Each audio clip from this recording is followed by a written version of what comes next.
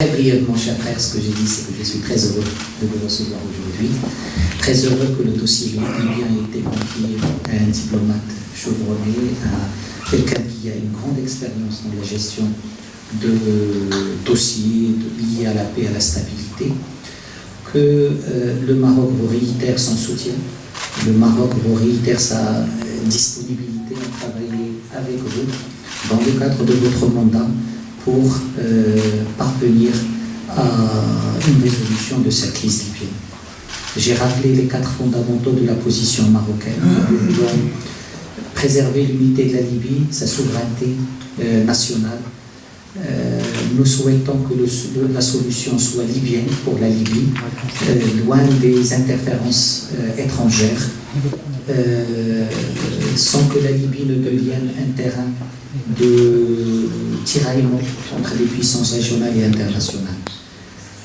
Troisième principe, si la solution est libyenne, il a besoin d'un label et d'un parapluie international. Et c'est dans ce cadre que le rôle de l'ONU est incontournable, que tous les efforts doivent verser dans le cadre de l'action des Nations Unies et sous les parapluies des Nations Unies. Quatrième principe, c'est que nous distinguons entre la question de légitimité qui ne peut être tranchée que par des élections, que par le suffrage universel, qui permettrait au peuple libyen de choisir son parlement, son président et son gouvernement. Il y a des progrès qui ont été faits dans le cadre de la préparation des élections. Il y a encore des obstacles et nous espérons que rapidement les Libyens, sous le parapluie des Nations Unies, dans le cadre des différentes initiatives qui sont prises au niveau régional, puissent parvenir à un consensus autour des points qui restent en suspens. La question de la légitimité étant liée aux élections, il y a la phase transitoire. Et dans le cadre de la phase transitoire, le Maroc est pour une approche pragmatique qui renforce les institutions existantes, gouvernement, parlement, au Conseil d'État, comme cadre de travail pour préparer la Libye à ces élections. La Libye n'a pas besoin d'une transition dans la transition, la Libye a besoin que la transition l'amène directement et rapidement vers des élections. C'est dans le cadre de ces déterminants et conformément aux instructions royales que le Maroc s'est engagé dans ce dossier à abriter de nombreuses réunions des partis libyens, tout le temps encore en concertation avec la présence sous la présidence des Nations Unies. Le Maroc continuera dans le même esprit offrir un espace de dialogue aux différents protagonistes libyens, sans interférence, sans orientation. Le Maroc ne choisira jamais entre les Libyens et le Maroc, tous ces efforts, il les considère comme une contribution à l'effort de la communauté internationale, à l'effort des Nations Unies pour parvenir à une solution à la crise dans ce pays maghrébin important. La stabilité de la Libye est fondamentale pour la stabilité de l'Afrique du Nord et a un impact direct sur la stabilité dans notre région. Merci. Merci beaucoup, Monsieur le ministre. Je voudrais exprimer ma satisfaction d'être aujourd'hui à Rabat pour rencontrer Monsieur le ministre Bourida dans le cadre de mon mandat comme représentant spécial du secrétaire général des Nations Unies et chef de la mission des Nations Unies en Libye. Comme il vient de le dire, nous venons d'avoir des échanges très approfondis sur la question de la Libye. Comme vous le savez, il est plus longtemps que moi dans ce dossier. Et je l'ai beaucoup écouté. Et il se dégage que nous avons un souci commun qu'il vient d'exprimer ici, c'est-à-dire